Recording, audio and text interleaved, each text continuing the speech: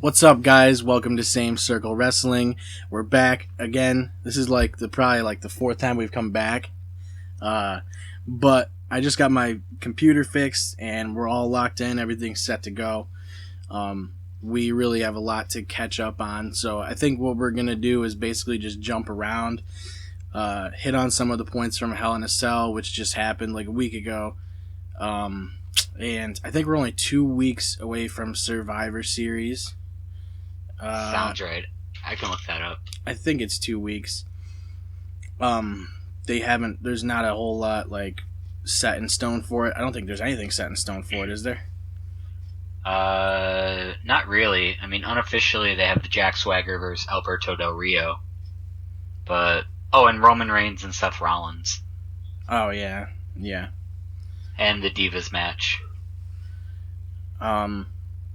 I think the storyline is probably going towards a Bray Wyatt type team gonna be in the Survivor Series. Did Bray Wyatt watch Space Jam or something like that? And that's where he's getting all of his ideas. Because he kidnaps the Undertaker and then eats all of his power. Yeah, apparently. I mean, so is Survivor Series going to be the two teams fighting to get back Bray Wyatt's energy from the magical basketball? Well, I mean, logically now it's Bray Wyatt, at the end of Hell in a Cell he took Undertaker, and I think it was the night after on Raw he took Kane. So now he's super jacked up, and if he's not, he's fucked. Because if he doesn't have the power of Undertaker and Kane, storyline wise he's fucked. Now he's able to summon cartoon lightning, which is always useful. Yeah, that looks just pretty, like Space Jam. It looked pretty real. I don't know. Go ahead. If he's really basing this off Space Jam, are we going to get to see Bray Wyatt as portrayed by Danny DeVito? That'd be sick. I would assume so, but only because we're gonna, instead of having Michael Jordan play to get them back, they're gonna bring in Dennis Rodman. Yeah, I'm pretty sure WWE is Moron Mountain. Vincent's office is Moron Mountain. It was just fucking John Cena all shackled up, just fucking running the ropes over and over for infinity. And he always loses. So he's gonna get booked just like Sandow. Oh my god. Yeah, and we were just talking about that before. It's there's a bunch of people that just are gone, and we're just trying to make lists of these characters that have just disappeared, no explanation. We've even seen guys come back with no explanation, like Eric Rowan. Yeah. He just shows up and he's part of the Wyatts again. No storyline whatsoever. Cena is out now for a little while. That had no acknowledgement either, which really blows me away, because you're bringing back Alberto Del Rio. You're doing it when you know two of your top guys are looking like they're going to be gone for a significant period of time, in Cena and Orton. And you have Del Rio take Cena out. He beats him clean as a whistle in under 10 minutes.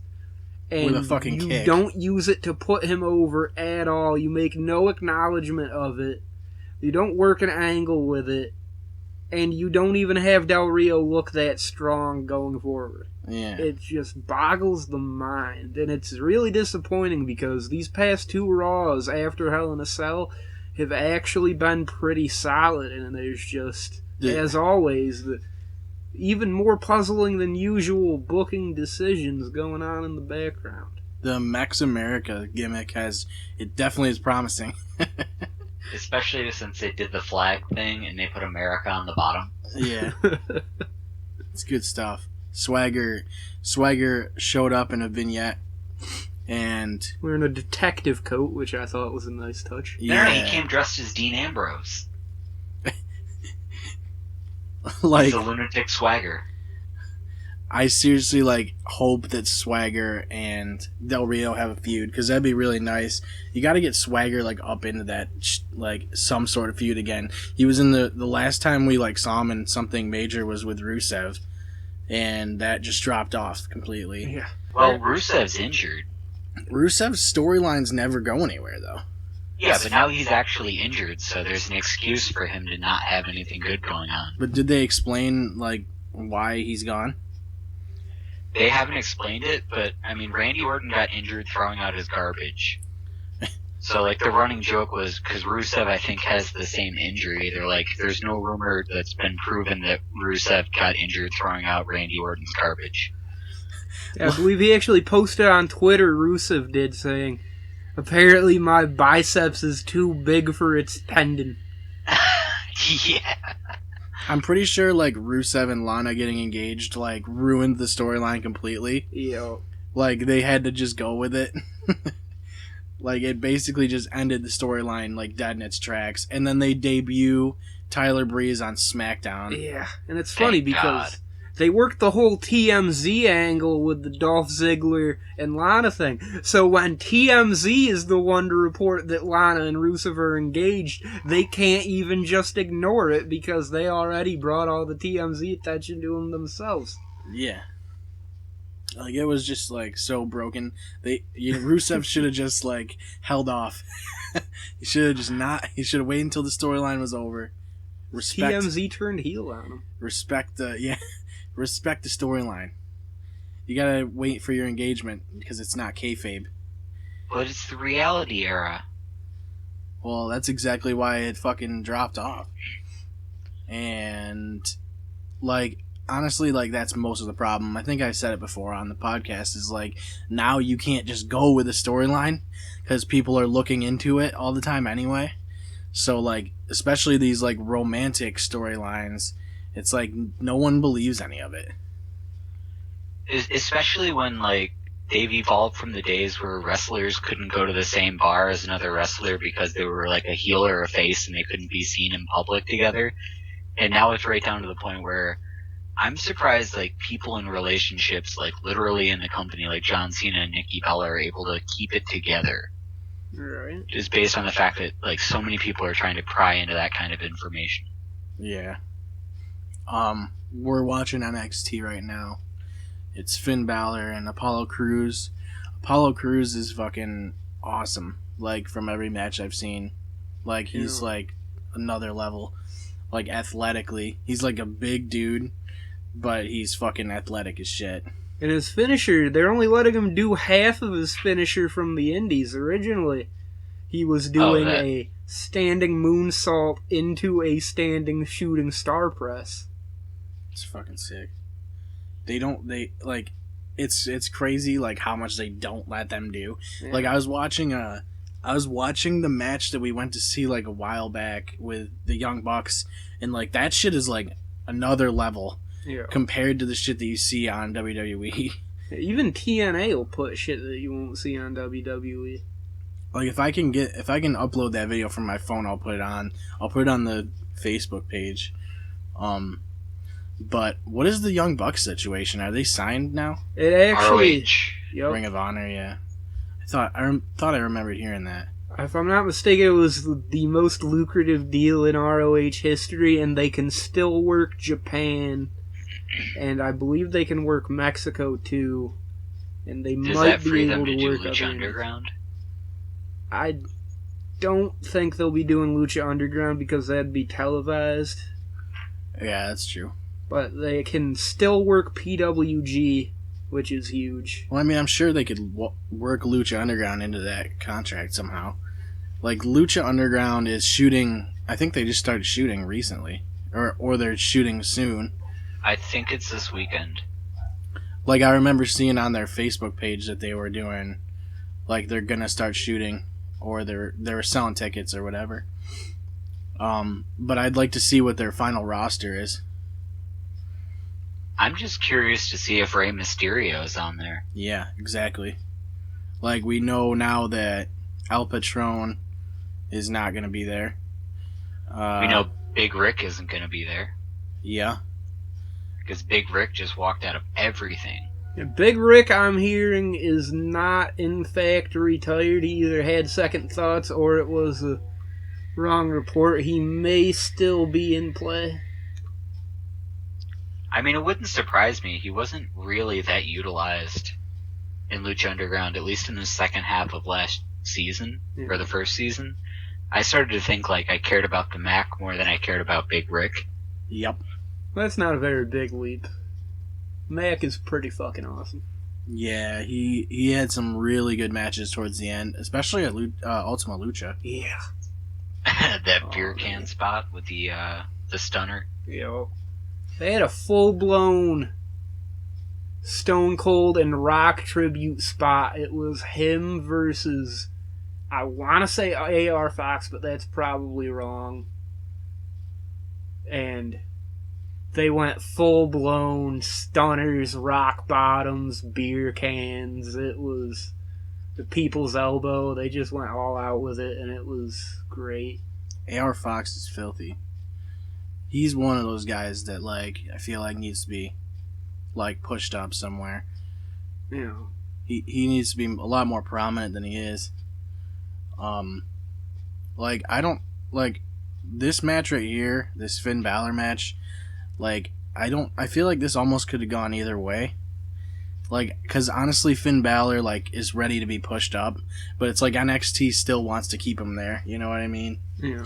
Like, he could be on the main roster easily. The problem with him is they really need to give him a character. Right now, he's just this dude who wrestled in Japan and he paints himself up every now and then. He has no character development outside of that at all, except maybe that he plays with Legos. Like, he has the whole Balor Club, which is a complete ripoff of the Bullet Club. You know, and they've done nothing with that either.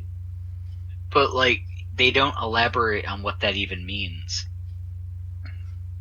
It's another, like, spineless, gimmicky t-shirt that they're just putting out.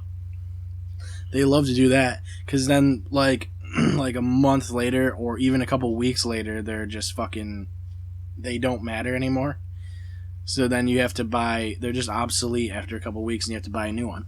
They ought to just rip the Bullet Club off and just have him bring in a few other indie guys, bring him up to the main roster, and have him ride in on some huge dude's shoulders. Hey, Big Rick's available. Like, I think, like, down the line, like, Balor and Wyatt would be a sweet feud if they could do something with Wyatt. Which they never seem to do. Demon against demon? Yeah. Sort of. But it's like they don't do anything with Bray Wyatt. Ever. Which is super disappointing, because, like, he's consumed The Undertaker in his Space Jam knockoff. But you don't see him really defending anything. Like, did Bray even wrestle on Monday? Don't think so. I'm not sure. I didn't actually watch half the show. I don't remember him wrestling, so I don't think so.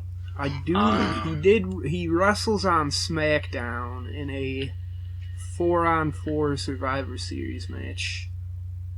Which, that's something else we could touch upon. Because Raw was the fucking...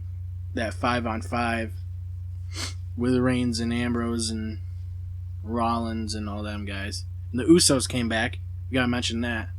The twin Samoan Cenas. You had to know that was gonna come. Yeah, with the Roman Reigns situation. I just would have laughed if they would have worked The Rock into it. Yeah, that would be pretty funny. Yeah, just get the Wyatts versus the Island of Samoa for Survivor Series. Isn't Nia Jax related to them? I think so. Yes. From some distance. I just liked how it was like Roman Reigns, the Usos, Ryback, who's actively trying to take down Kevin Owens, and then just Dean Ambrose hanging out. Yeah. Like, he had a 30-second vignette, and then boom, he's just in like this main event giving 0 fucks. Yep. And he comes out as like the last guy, as if like people didn't already know that it was going to be Ambrose. Not to mention, to the biggest pop. Mm-hmm. Naturally.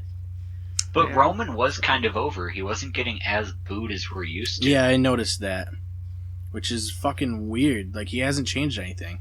I don't know, he's getting more solid in the ring. I've noticed the past couple...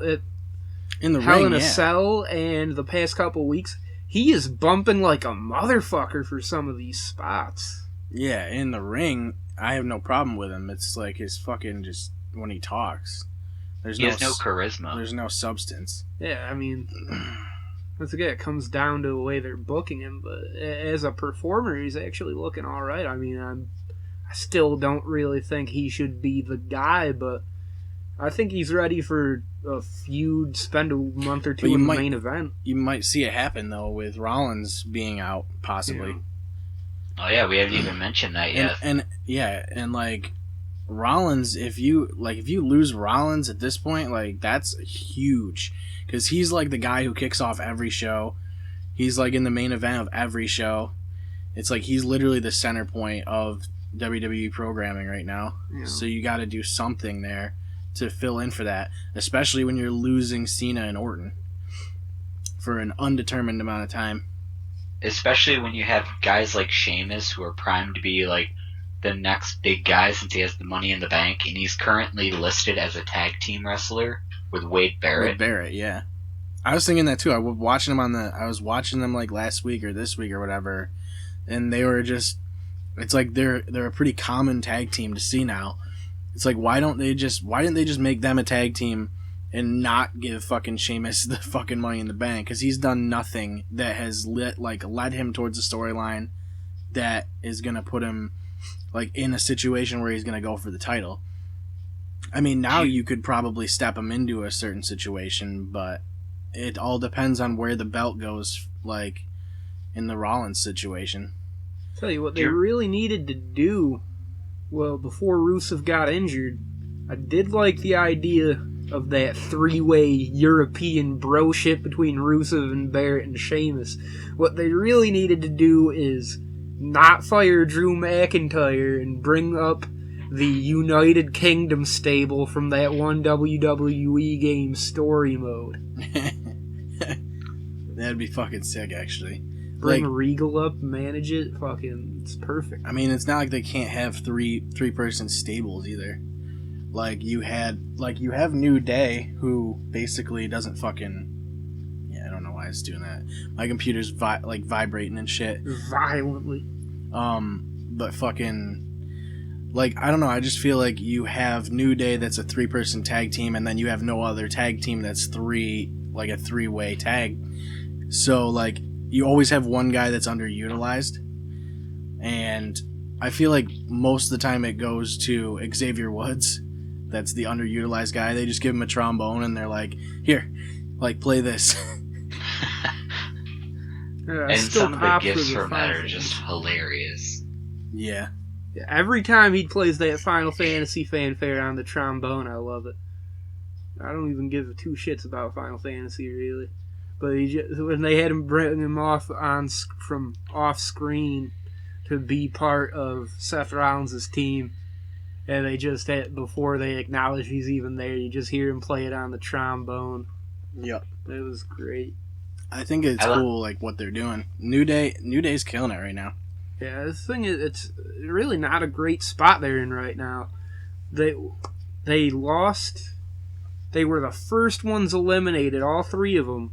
They went out in that order for Seth Rollins' team in the Survivor Series match. None of them won for that number one contender 4-way. And now the Usos are coming back, and they're going to be gunning for the tag team title, doubtlessly. Right. Now, like, what are the Dudleys? Yeah, exactly. What are the Dudleys going to do? Yeah, it's what a are the TLC primetime match. players going to do? They're fucking gonzo.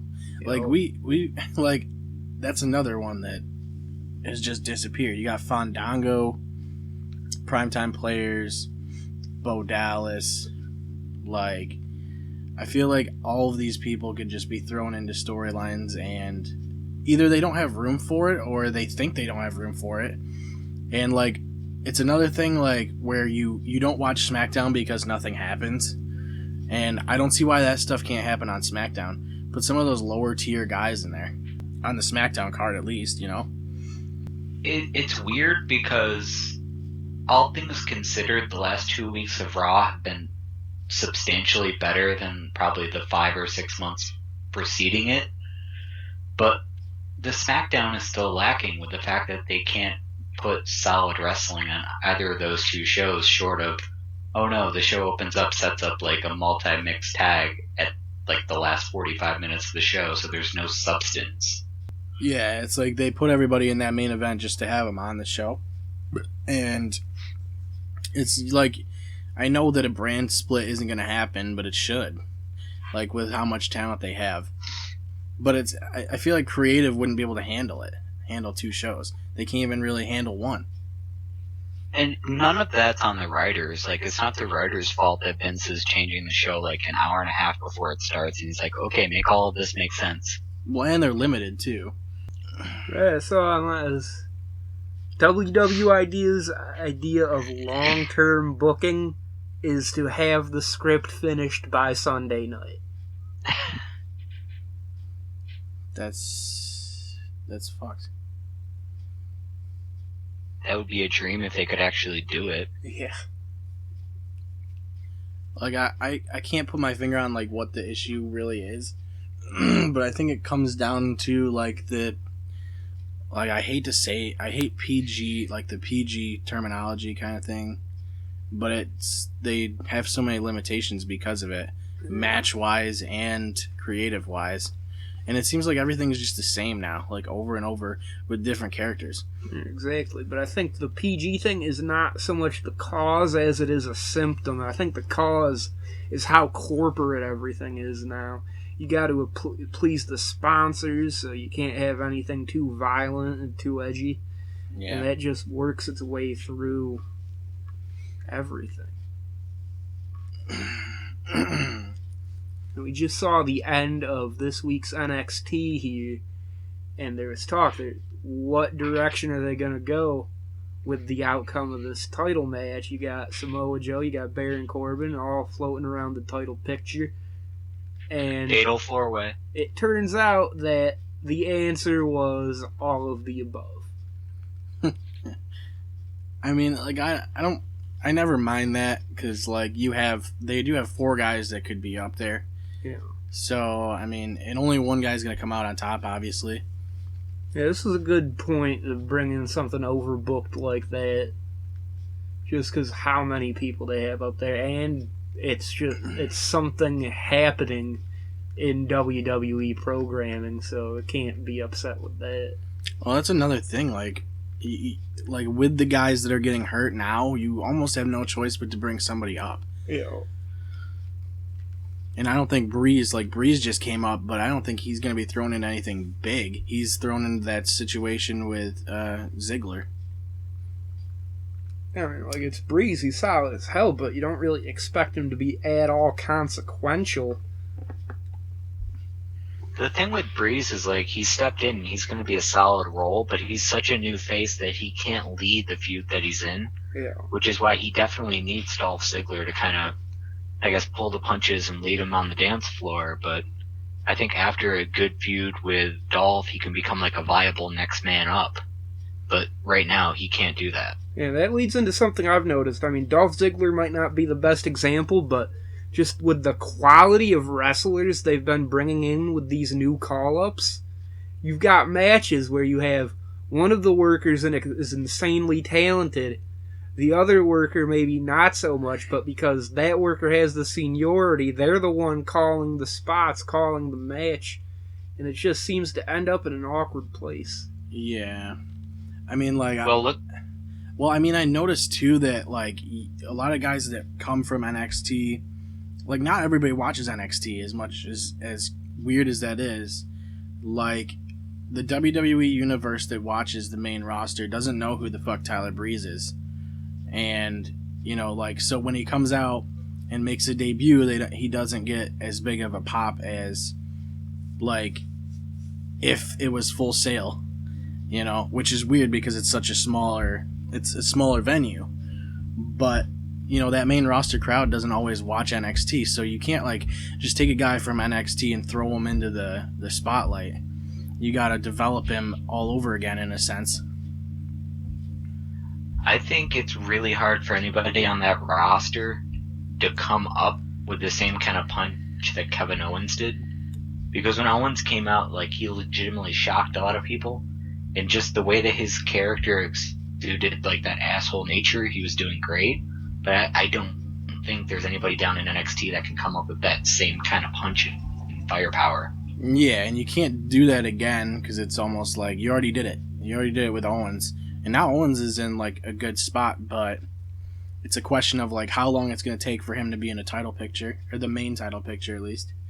So is he in a feud with Dean Ambrose now, since they've been going after each other for like the last 2 weeks? Who's that? Kevin Owens? I See, don't that's know. the thing is, the way booking is right now, I mean, you're not really sure about any of this stuff. I mean, it's not exactly clear who's feuding with who in a lot of spots. I mean, for a while it wasn't exactly clear whether, say, Del Rio was a face or a heel. I mean, there just seems to be a lot more ambiguity in the booking in the past couple of It's weeks. always weird too with Survivor Series coming up because you always have like you're gonna have a main event and you're gonna have two separate teams, and like they're trying to make it like hard for you to guess who the 5 people are going to be on each team. But once the teams are announced, like once the captain is announced, you pretty much can assume like who's gonna be on that team. And I think like realistically it comes down to who's in what feud at the time.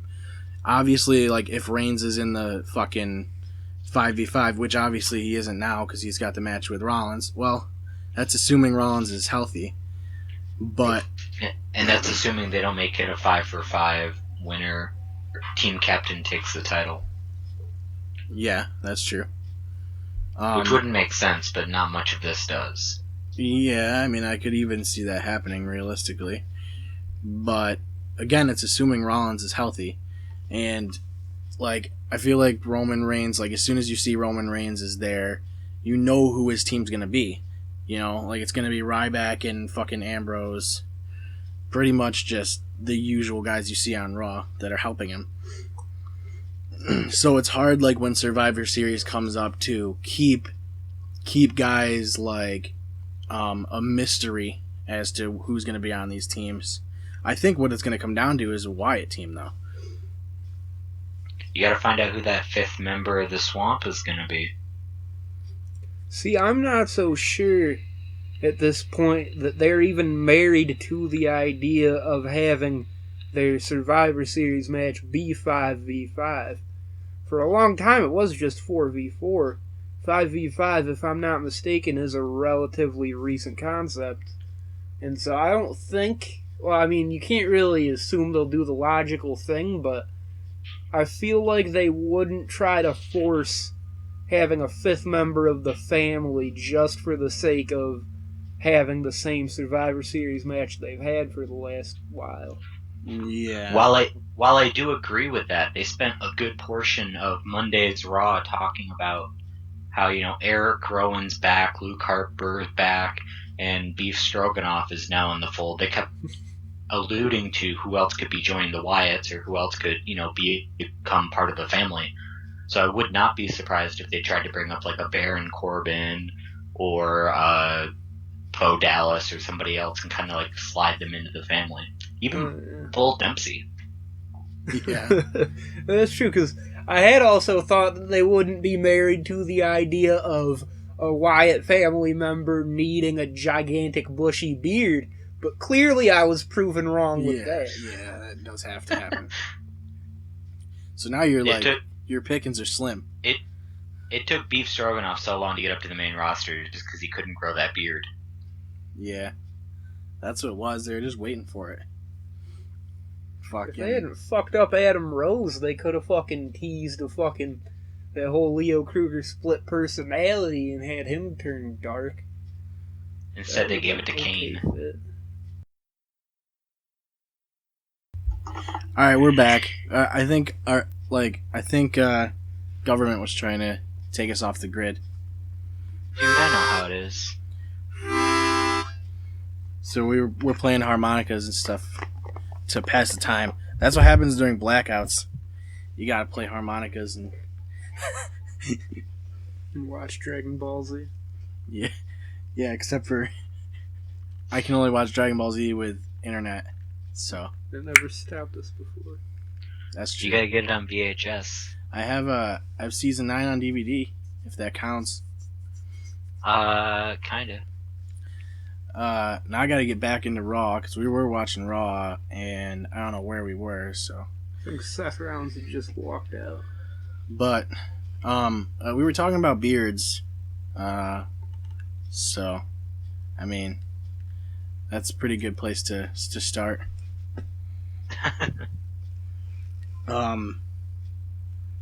I think we were discussing Survivor Series potential matches. Yeah.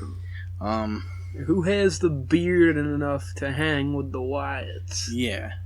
Daniel Good Bryan, question. dude. Bring back Daniel Bryan. That would be hilarious if they brought him back as like the fifth member. Dude, of Daniel Wyatt. Daniel Wyatt. They What would fucking. his chant even change? They already did it. Row, row, row instead of no, no, no or yes, yes, yes. They could. They could do whatever they want. No, they wouldn't have him talk at all or show any charisma.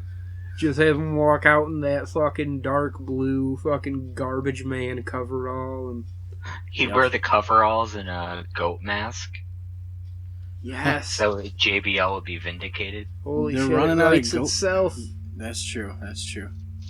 Get the official Daniel Bryan goat mask. But then it's weird. Like you're running out of masks. Like you gotta put Strowman in a mask now. Yeah, Braun goats are Strowman's in the black satanic. sheep. Oh yeah. I'm thinking Harper. Like a 6-horned goat.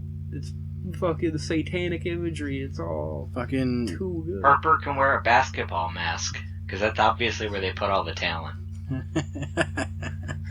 A glowing basketball mask. Oh my god, too many Space Jam references in this episode. He's Although- fixing a divot. Fergal divot. You can never have too many Space Jam references, though. I might watch Space Jam tonight just because of this situation. They're I gonna mean, call- you should watch Space Jam every night for that reason. I mean, what they should do is just bring Michael Jordan in. I mean, he's already done he's been phenomenal at basketball. He almost had a baseball career. I mean, you might as well give him a shot. You know what I mean? With Rollins being out, bring in Michael Jordan. His pop would be fucking insane. Yeah. They could play the "Eye in the Sky" song that they used to play for the Bulls. What they need to do is get rid of the last hour of Raw and just play Space Jam. Oh yeah, that's true. 10 o'clock hits, just immediately start Space Jam. Even though Space Jam's slightly longer than an hour. They normally run past 11. Yeah, that's true. I mean, really, I would prefer to watch Space Jam than Smack. I mean, they could do it in place of SmackDown. SmackDown's 2 hours. WWE brings you Space Jam too. I don't know. I think we're running out of stuff to talk about because we're talking about Space Jam.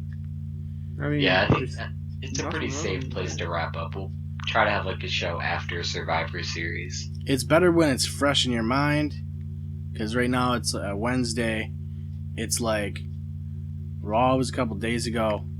Not a whole lot went down. That Survivor Series match happened, and now I'm watching Big Show and Roman from Raw. So which is a matchup you always anticipate highly. yeah, Two technical wizards right here. this is wicked. So stupid. Ring Two masters generals. of the punch. I love how many episodes they have of Raw on Hulu. It's why would you ever need to go back to September 24th, 2012 and watch Raw? Oh, Jim Ross. Oh shit. I mean, I was watching No Mercy from 2008, and I thought it was a super old episode until I realized the theme song to that pay-per-view was Metallica from their latest album. Yeah. Okay, there's a Christmas edition right here. Oh, man. Cena's putting Santa Claus over. Yeah, I was watching. I want to say it had to be Money in the Bank from 2 years ago, and I was like, wow, I don't remember that any of this happened. And then they mentioned that Damian Sandow won the briefcase. I'm like, holy fuck. Yep. Yeah, Sandow fell off the face of the earth after he didn't beat Cena. It goes to show you what these Money in the Bank guys end up having down the road. Yeah, you could be like Jack Swagger. I seriously I just don't see where Sheamus is gonna fit into this. He's gonna be the next guy to lose. Mania is not that long, not that far away, realistically. I'm thinking he walks out of fucking TLC as the champion, honestly, because I don't think they're gonna pull the trigger on Roman. They gotta start. Well, before recent events, I didn't think they'd pull the trigger on him. Are we talking about Damian Sandow? No, fucking Sheamus. Oh, that would be fun. Shamey and Sandow. They gotta start building them up, though. I mean, they can't just have them be, like, in the background. What the fuck? I'm watching a cartoon of CM Punk. Well, I mean, they're going to start the build anyways, because that's why The Rock is supposed to be at Survivor Series, is to, like, sow the seeds. Yeah, that's true. Oh, I got Brodus Clay. Team Hell No? Yep. Is that really 3 years ago? Team Hell No? Yep. Matt Stryker is still with the company. Alright, so I think, like, we kind of caught up, sort of. I mean, like, I'm sure after we stop recording, there's gonna be a bunch of shit that we're like, oh shit, we forgot to say that.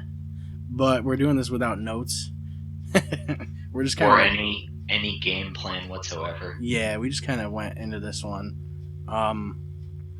Like, hopefully we can start doing, like, maybe videos. That'd be sweet. Yeah, we can work on that.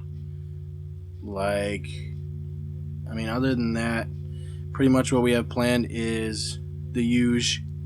I don't know. We'll probably do one after Survivor Series, I imagine. Possibly before Survivor Series if we get the chance.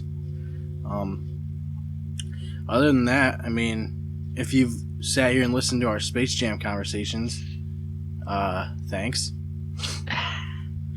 And we will see you next time. Same. Same.